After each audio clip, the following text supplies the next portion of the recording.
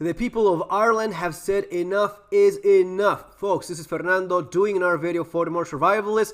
And as you probably know, horror attack in Dublin in a school. Some guy from Somalia attacked a bunch of children and adults with a knife. 5 are hospitalized. There's 3 children, including a 5-year-old that is in serious condition. There is a woman that used her own body as a shield, and that's what ended up happening. And people are saying no more. Stop this socialist agenda of forced invasion by African countries with very different ideas, by people with very different concepts of right and wrong, and stop trying to destroy our culture. What's our culture? Well, basically the Western culture of, yes, you don't go and stab little children. Make no mistake, these people want to end you. They want to conquer you. They're saying it out loud.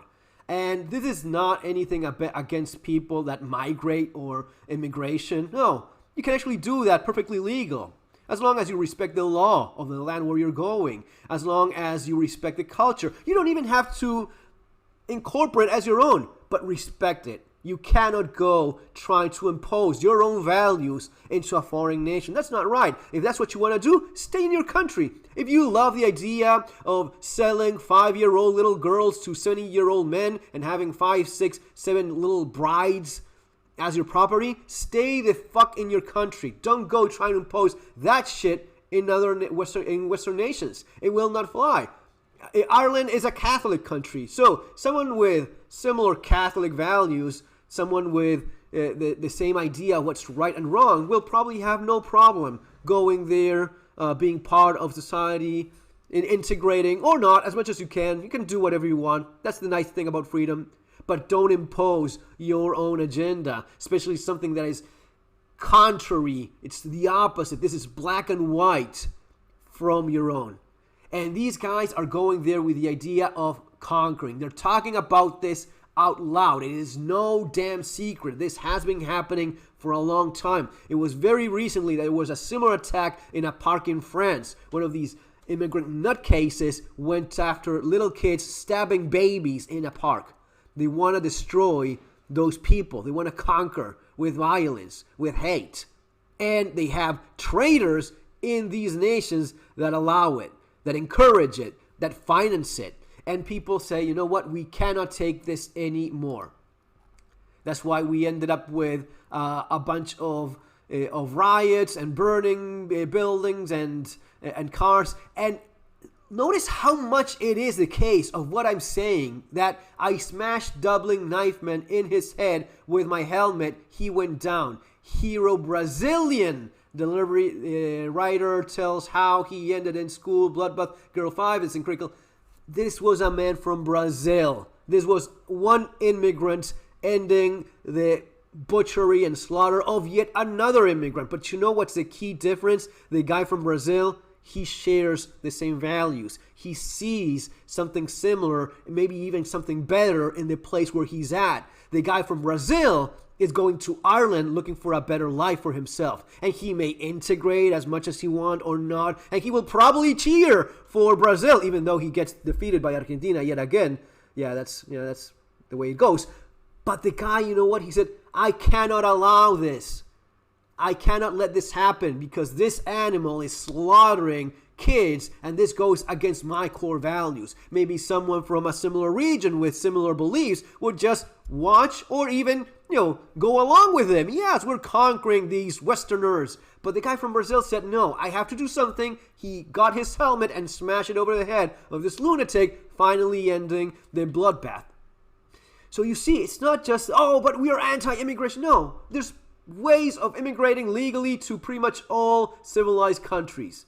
Now, try your luck in going to one of these places where their backwards ways are either imposed through force or you just cannot go there.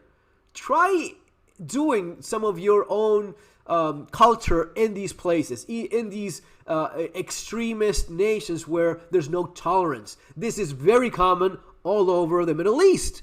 This is extreme. This is the way of the land in the Middle East. Either you're one of us or we destroy you, in case you haven't noticed that. Okay?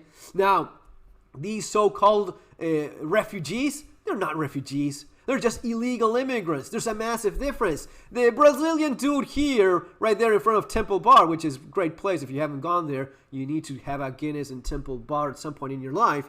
Probably speaks Brazilian, probably speaks a little bit of English, probably is just a hardworking guy trying to make his life in a different country as an immigrant because the conditions in his own were probably not what he wanted. That's absolutely fine. That's admirable. I admire people that do the best they can in life. There's a difference between that and being an illegal invader that wants to conquer the Western world in your own twisted, mad version of a religious crusade. Massive difference. Cannot be the same thing. So that's why these guys are fed up and go after it.